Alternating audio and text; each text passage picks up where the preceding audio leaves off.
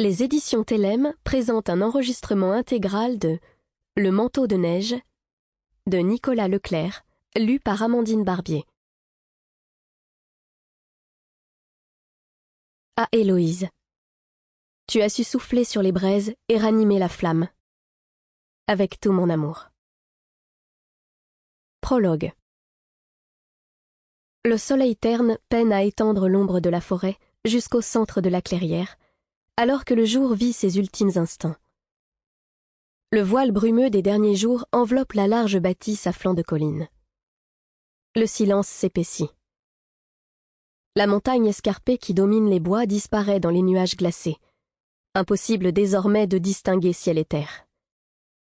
3 brefs glapissements viennent rompre la monotonie des lieux. Un border collie à la robe noire et blanc surgit des bosquets de noisetiers qui encadrent le haut de la colline, poursuivi par les bourrasques de vent qui cognent la falaise et s'engouffrent dans la forêt d'épicéas. Le chien descend la pente en serrant un petit lièvre entre ses crocs et s'immobilise à mi-parcours, aux aguets, la queue fouettant ses flancs.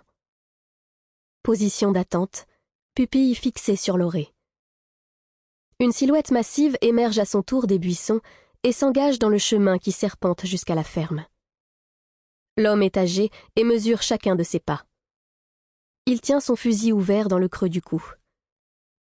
Le sol est dur, rocailleux et gelé.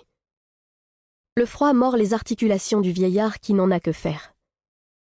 Le chapeau vissé au front, il a arpenté la montagne comme chaque jour. Il a arrangé quelques murets de pierre, retendu les barbelés qui enserrent la propriété. Il n'a plus de vaches laitières depuis une 20aine d'années. La ferme ne vit que sur sa maigre retraite, mais ses talents d'ébéniste lui assurent un revenu complémentaire suffisant. Les touristes raffolent des sculptures qu'il vend sur les marchés. Sans compter la réparation ou la confection de quelques éléments de menuiserie ou de mobilier payés de la main à la main par les habitants de la vallée. Il a installé son atelier dans l'ancienne étable, bien séparé des autres pièces de la maison, et y passe l'essentiel de ses journées. Le reste est consacré à l'entretien du terrain en compagnie de sa chienne. Il tient à garder ses enclos fonctionnels et en bon état. Il est consciencieux, comme toujours. Il n'y a plus de bêtes à retenir, certes, mais il marque ainsi son territoire. Les chasseurs et les promeneurs connaissent de ce fait la limite.